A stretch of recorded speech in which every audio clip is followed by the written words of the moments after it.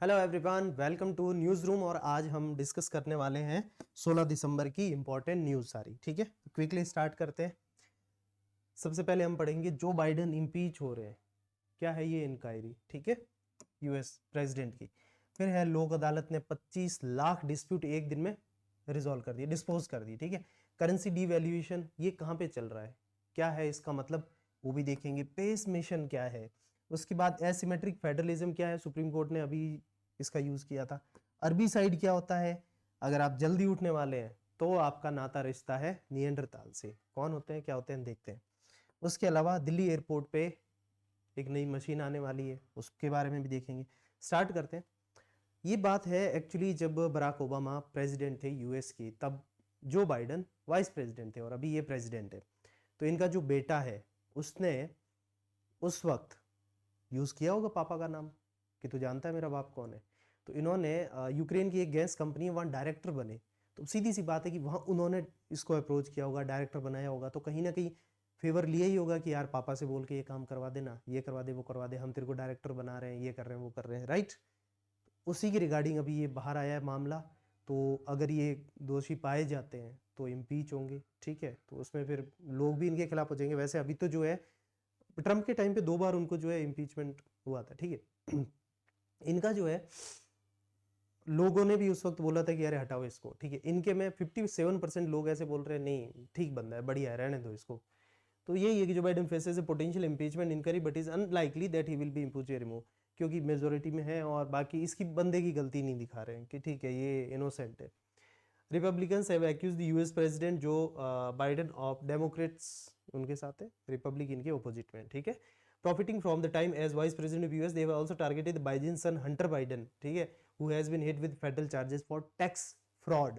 ठीक है, कि इनकी बेटी की, तो बेटी की गलती है तो बाप को क्यों, कि बाप इन्वॉल्व था ऐसा कह रहे हैं। देखो, ठीक है, obtain nearly 40,000 pages of subordinate bank record and dozen of hours of testimony from key witnesses, but while investigation have raised ethical questions, no evidence, अभी तक कोई एविडेंस नहीं आया। या पता नहीं इंडिया की तरह एविडेंस मिटा दे, जैसे कई बार नहीं होता है कि मिनिस्ट्री में आग लग गई। लोक अदालत disposed of over 25 lakh disputes in a day. लोक अदालत क्या होती है, ये क्या होती है जनरली कहीं भी, यानी कि किसी तालुक लेवल पे या डिस्ट्रिक्ट लेवल पे एक छोटे मोटे जो केसेस हो, ठीक है, क्रिमिनल नहीं हो, ठीक है, तो उनको जो है वहां पे डिस्पोज कर दिए जाते हैं। जज वगैरह भी होते हैं, लीगल एक्सपर्ट्स होते हैं। ठीक है, तो कैसे होता है क्या और भी देखते हैं। ठीक है, तो ये रिकॉर्ड बनाया भाई 25 लाख केसेस जो एक दिन में डिस्पोज कर दिए। Alternative dispute redressal mechanism, dispute को रिड्रेस करने का ये एक और तरीका है ऑल्टरनेटिव। ठीक है, सो ये इसमें क्या होता है, एक तो स्पीडी होता है, हाथों हाथ उसी दिन आपका judgment, cheaper and more amicable, कोई फीस वीस कुछ नहीं है। ठीक है, की एस्पेक्ट्स क्या है, स्टैब्लिशमेंट अंडर दिस एक्ट। ठीक है, टीयर्स ये अलग अलग है, देखो नेशनल लेवल पे है, state level, high court, district और तालुक लेवल सब पे होता है। उसके अलावा इस पे जो है रेगुलर इंटरवल्स पे ये जो है लगाते रहते हैं, पहले ही इन्फॉर्म कर देते हैं कि यहाँ लगेगी, इस टाइम पे लगेगी, इस दिन लगेगी। ठीक है, ठीक है, पूरे दिन चलता है ये। मोबाइल लोक अदालत भी करते हैं ऑर्गेनाइज की, मोबाइल मतलब कि कहीं भी जाके कर लेंगे, उन्हीं की एक फिक्स लोकेशन पे। ठीक है, जुरिसडिक्शन डिस्प्यूट या केसेस पेंडिंग है अगर कोर्ट ऑफ लॉ में या प्री लिटिगेशन लेवल पे है। ठीक है, ये हमें जुरिसडिक्शन ध्यान रखना। नेचर, कौन कौन से केसेस हो सकते हैं, सिविल केस हो गए, मैट्रिमोनियल, लैंड डिस्प्यूट, प्रॉपर्टी या पार्टीशन के, या लेबर डिस्प्यूट। पावर्स क्या होते हैं, सेम जो कि कोर्ट सिविल कोर्ट के पास होते हैं सीआरपीसी में। ठीक है, डिसीजन या awards are final and binding, अगर उन्होंने डिसीजन दे दिया, ठीक है, दोनों पार्टियों ने मंजूर कर लिया, तो वो बाइंडिंग है। ठीक है, आप उसको फिर कोर्ट में चैलेंज नहीं कर सकते हो, क्योंकि ये भी एक तरह का अदालत ही है, कोर्ट, नेशनल लोक अदालत। ठीक है, चलिए आगे आते हैं। करेंसी डीवैल्यूएशन, डीवैल्यूएशन होता है एक वर्ड, और एक होता है डेप्रिशिएशन। डीवैल्यूएशन में होता है कि कंट्री खुद अपनी वैल्यू जो है करेंसी की वो कम कर रही है। डेप्रिशिएशन ये होता है कि मार्केट फोर्सेस की वजह से ऑटोमेटिकली कम हो रही है। जैसे अभी बात करूं मैं इंडियन रुपी की, तो वो जो है जब डॉलर ऊंचा चला गया, उसकी वैल्यू ज़्यादा चलेगी, तो सीधी सी बात है कि 84 85 पहुंच गया, तो रुपये की वैल्यू डाउन हुई। ठीक है, तो वो तो ऑटोमेटिकली मार्केट की वजह से हो रही है। लेकिन अगर कोई खुद से करे, ऐसा क्यों करेगा कोई, जब मान लो किसी को अपना एक्सपोर्ट बढ़ाना हो, तो आप सीधी सी बात है बाहर सामान बेच रहे हो, वो तो आपको डॉलर देगा, आपकी करेंसी कम है, तो सीधी सी बात है, मान लो कि पहले आपको यानी कि $1 में 70 रुपए थे, ठीक है, मान लेते हैं। ठीक है, अभी जो है $1 में आपके 84 रुपए होते हैं, तो वो तो आपको $1 ही देगा। आपको ज़्यादा रुपए मिल गए। इसलिए क्या होता है ना कि इसको जो है एक्सपोर्ट को प्रमोट करिए, लेकिन इंपोर्ट वाले में थोड़ा घाटा हो जाएगा, आपको जो है 84 रुपये देने पड़ जाएंगे, पहले 70 दे रहे थे। इंपोर्ट में नुकसान होता है और ट्रेड डेफिसिट इसकी वजह से कम होगा, ये फायदा है। ठीक है, ट्रेड डेफिसिट होता है कि भाई आपका जो है इंपोर्ट ज़्यादा हो रहा हो, है ना, और एक्सपोर्ट कम हो रहा हो, तो सीधी सी बात है, नहीं तो वो फिर बैलेंस में आ जाएगा और हो सकता है फिर आपका एक्सपोर्ट भी ज़्यादा हो जाए, राइट। डिसएडवांटेज यही है कि raises the value of external डेब्ट, जो आपने बाहर से डेब्ट लिया है उसका थोड़ा वैल्यू बढ़ जाता है। ठीक है, तो वो आपको दिक्कत होने वाली है। उसके अलावा अर्जेंटीना में ये हुआ है, कहाँ पे हुआ है, अर्जेंटीना में हुआ है, तो पूछ सकते हैं कहाँ हुआ है, फिलहाल अर्जेंटीना में हुआ है। और डेप्रिसिएशन क्या होता है, मार्केट फोर्सेस की वजह से। ठीक है, पेस मिशन, पेस की फुल फॉर्म है plankton, aerosol, cloud and ocean ecosystem, E से इकोसिस्टम। ठीक है, मिशन कौन लॉन्च कर रहा है वो हमें ध्यान रखना है, नासा 2024 में। Combination of global atmospheric, atmospheric तो है ही, देखो एरोसॉल वगैरह, plankton, cloud and oceanic observation.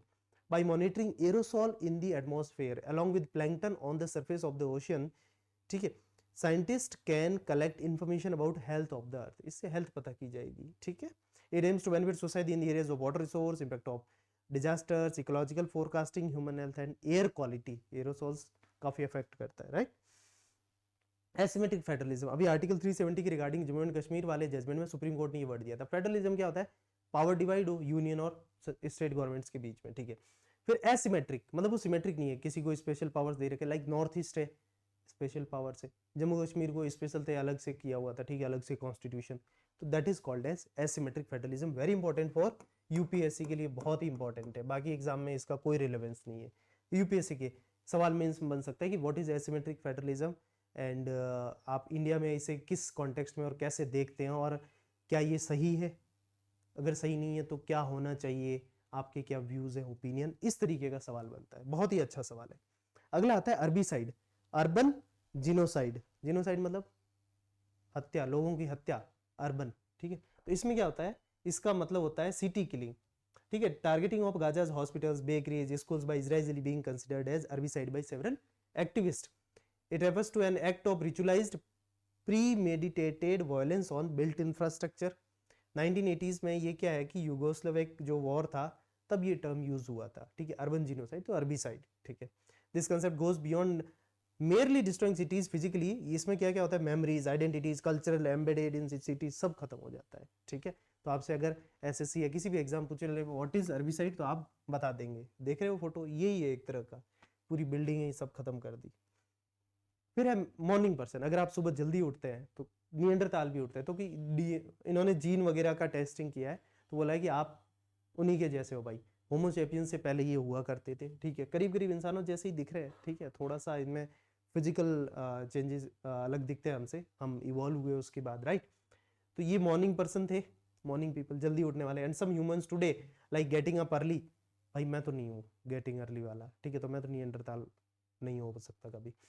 Early might credit genes that inherited from the Neanderthal ancestors. The new study compared DNA in living humans with genetic materials retrieved from Neanderthal fossils. It turns out that Neanderthal carried some of the same clock-related genetic variants as do people who report early risers. Last news, a first in Delhi का जो IGA report है, body CTX scanner for passenger cabin bags by May. अब अभी क्या होता है, वो metal detector use करते हैं कि अच्छा कहाँ कुछ ले जा रहे हो, फिर एक ट्रे में जो है लिक्विड अलग रखो, लैपटॉप इलेक्ट्रॉनिक वगैरह अलग रखो, फिर CTX स्कैनर आ जाएगा मई में IGA एयरपोर्ट पे। उसके बाद क्या होगा, आप बॉडी से पास करोगे, सब स्कैन हो जाएगा आपका। आपने कहीं अंदर गोल्ड छुपा रखा हो ऑपरेशन करके, या कहीं भी कुछ भी चीज हो, सब दिख जाएगा, लिक्विड इलेक्ट्रॉनिक सब भले ही एक साथ रख दो। CTX जो स्कैनर होगा एक तरह से, उसके अंदर आपका जो है क्या है, कंप्यूटर टोमोग्राफी एक्सरे। तो क्या है CTX, कंप्यूटर टोमोग्राफी स्कैनर। ठीक है, एक्सरे स्कैनर। तो इससे आप सब पता पड़ जाएगा आपके पास क्या, और वो टाइम कम लगेगा, जो भी सिक्योरिटी या चेक करने में टाइम लगता है वो बहुत कम लगेगा बाद में। ठीक है, तो ये थी आज की काम की न्यूज़। अच्छा लगा हो तो लाइक कर देना और शेयर कर देना। That's it, thank you so much. मिलते हैं कल और नए करंट अफेयर्स के साथ।